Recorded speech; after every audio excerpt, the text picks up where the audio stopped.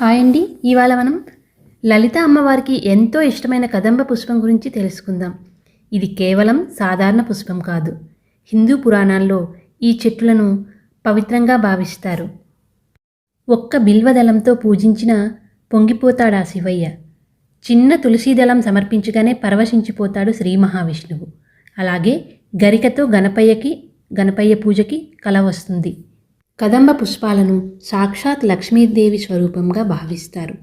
శ్రావణ మాసపు పూజలు వ్రతాల్లో వీటిని విరివిగా వాడుతారు.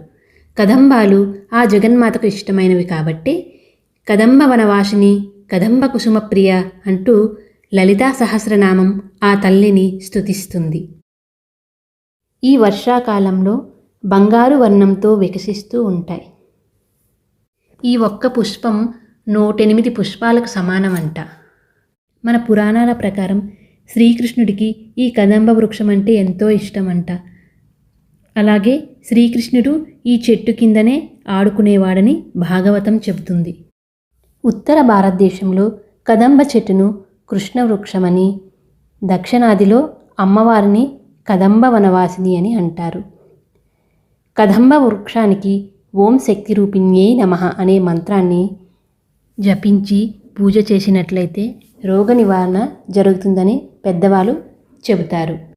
గ్రహదోషాలు ఉన్నవాళ్ళు కదంబ వృక్షానికి పూజ చేసిన తర్వాత పెరుగన్నాన్ని పార్వతీదేవికి నివేదించాలి.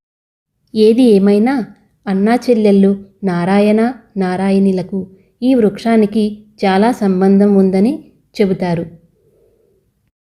ఈ వృక్షం యొక్క ఆకులు పేస్ట్ చేసి గాయాలపై రాయడం వలన గాయాలు తొందరగా తగ్గుతాయి. ఈ చెట్టు యొక్క బెరడు కషాయంతో పుక్కిలిస్తే నోటి పూతలు, చిగులవాపు తగ్గుతుంది. ఇంకా హనుమంతుని జననానికి కూడా ఈ వృక్షమే మూలమంట. ఇంకో విషయం ఏమిటంటే కదంబ పుష్పం అనేది ఒడిశాలో ఉన్న అథమల్లి రాజ్యానికి రాజముద్రగా కూడా ఉండేది. అయితే మీరు ఈ పూలను చూశారా? చూసినట్లయితే కింది కామెంట్ బాక్స్లో చెప్పండి. నా ఈ వీడియో మీకు నచ్చినట్లయితే ప్లీజ్ తప్పకుండా లైక్ చేయండి, సబ్స్క్రైబ్ చేయండి, షేర్ చేయండి. ఓం శ్రీమాత్రే నమః.